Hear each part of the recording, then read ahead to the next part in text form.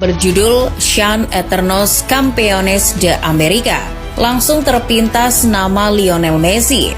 Film dokumenter tentang perjalanan Argentina merengkuh Copa America 2020 itu menggambarkan betapa La Pulga di sisa usia emasnya terlihat sangat berbeda, baik dari segi kepemimpinan, kenyamanan, maupun performa. Kini Messi pun dalam keadaan yang sangat berbeda jelang Piala Dunia dibanding beberapa edisi Piala Dunia sebelumnya. Lantas, apakah dari semua Piala Dunia yang sudah dilakoni Messi, tahun 2022 ini adalah kondisi yang paling ideal untuknya meraih gelar juara? Flashback ke zaman ketika Messi debut di Piala Dunia pertamanya di tahun 2006. Masih berusia 19 tahun, Messi dipanggil timnas oleh pelatih Jose Pekerman. Pemanggilannya pun atas dasar performa Messi di klub. Bersama Barca, Messi menyelesaikan musim 2005-2006 dengan raihan 8 gol dan 5 assist dari 25 pertandingan. Messi ketika itu juga menjadi bagian skuad kejayaan Blaugrana meraih mahkota La Liga sekaligus Liga Champions. Namun jelang Piala Dunia, Messi sempat diganggu cedera hamstring. Ia bahkan sempat melewatkan 12 pertandingan terakhirnya di level klub sebelum berangkat ke Jerman. Di Jerman, Pekerman juga tampaknya hati-hati untuk menurunkan Messi dengan kondisinya tersebut. Debut Messi pun akhirnya terjadi ketika melawan Serbia sebagai pemain pengganti. 1 gol dan 1 assist ia ciptakan. Namun akhirnya ia tidak diturunkan ketika Argentina tersingkir oleh Jerman di perempat final.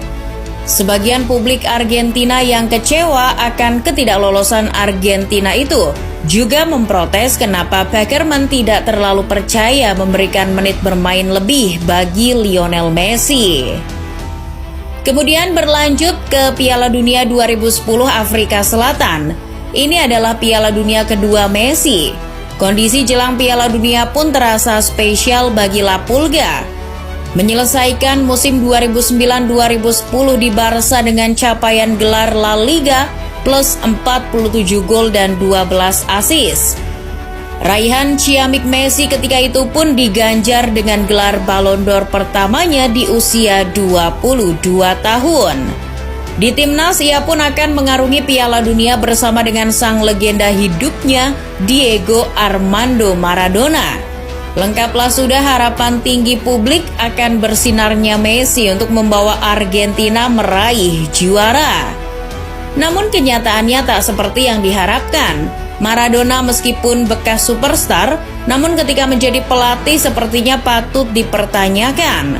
Dengan materi pemain yang sangat melimpah ditambah kilau Messi, ia terbukti tak pandai meraciknya. Hal itu sudah terlihat sejak kualifikasi. Argentina bahkan lolos ke Afrika Selatan ketika itu harus melewati partai terakhir melawan Uruguay. Nomor punggung 10 yang diberikan pertama kalinya kepada Messi mungkin menjadi beban berat tersendiri. Alhasil bersama Maradona, La Pulga malah tidak bisa menciptakan 1 gol pun. Langkah Argentina juga kembali terhenti di perempat final oleh Jerman. Lanjut ke Piala Dunia 2014 Brazil. Sebelumnya ada sedikit cerita yang mengganggu di perhelatan Copa America 2011.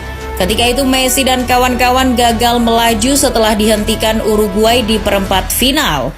Ketika itu pula, Messi sempat dikabarkan bertengkar dengan seniornya Nicolas Burdisso di ruang ganti.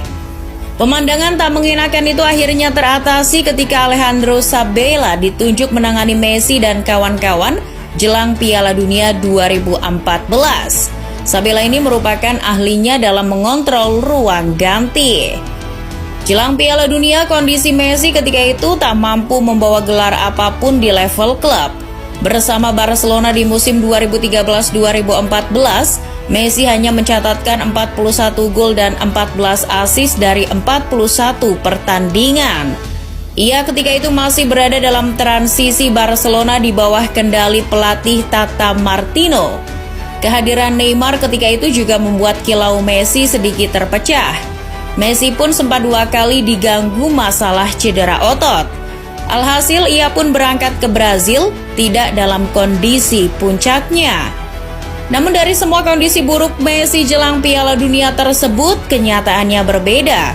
Tiba-tiba, performa Messi dan kawan-kawan secara teamwork mampu stabil di bawah Sabella di babak grup. Mereka bahkan mampu konsisten hingga melaju ke final. Nyaris adalah kata yang tepat bagi Messi ketika itu. Messi harus mengubur mimpinya mengangkat trofi Piala Dunia di saat-saat terakhir. Tapi bagaimanapun, Messi tetap yang terbaik di edisi itu. 4 gol telah ia ciptakan, sebuah pencapaian tersendiri bagi karir La Pulga di level timnas. Beranjak ke edisi Piala Dunia 2018 Rusia, Messi masih menyelesaikan musimnya di Barcelona di bawah Valverde. Messi yang sudah semakin menua jelang Piala Dunia masih bisa membukukan 45 gol dan 20 assist dari 54 pertandingan. Gelar La Liga dan Copa del Rey pun mampu ia persembahkan. Artinya, ia menuju Rusia dalam keadaan yang masih stabil. Namun ada cerita sebelumnya yang menjadi sorotan, yakni ketika Messi dianggap plin-plan dalam keputusan pensiunnya. Diketahui ia sempat menyatakan pensiun setelah Copa America Centenario 2016. Namun akhirnya ia memutuskan kembali di tahun 2018. Piala Dunia 2018 adalah Piala Dunia keempatnya bersama La Albiceleste di usianya yang sudah menginjak kepala 3.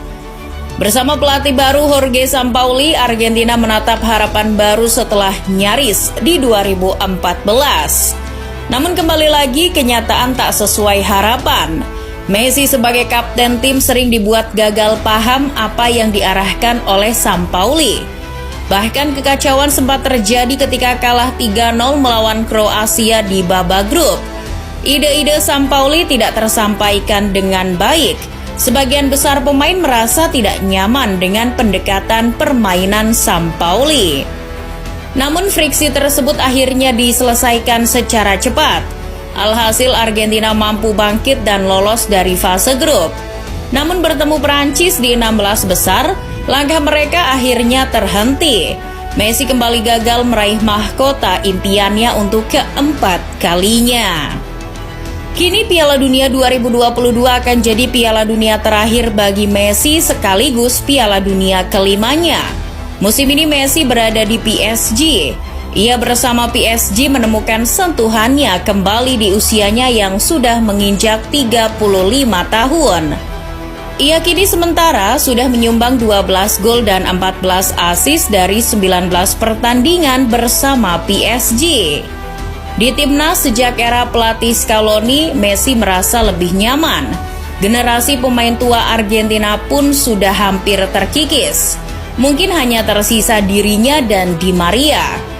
Scaloni juga membebaskan Messi menemukan kenyamanannya sendiri di timnas. Generasi ini adalah generasi yang bukan pesaing bagi dirinya, generasi yang merupakan bagian dari fans dirinya. Artinya Messi kini benar-benar didukung penuh para juniornya. La Pulga merasa sangat dihargai sebagai senior. Tim ini sangat memahami apa yang ia butuhkan. Mereka semua juga mengambil peran apapun yang diperlukan untuk membuat Messi bersinar. Kenyamanan inilah yang tak ditemukan Messi di edisi Piala Dunia sebelum-sebelumnya.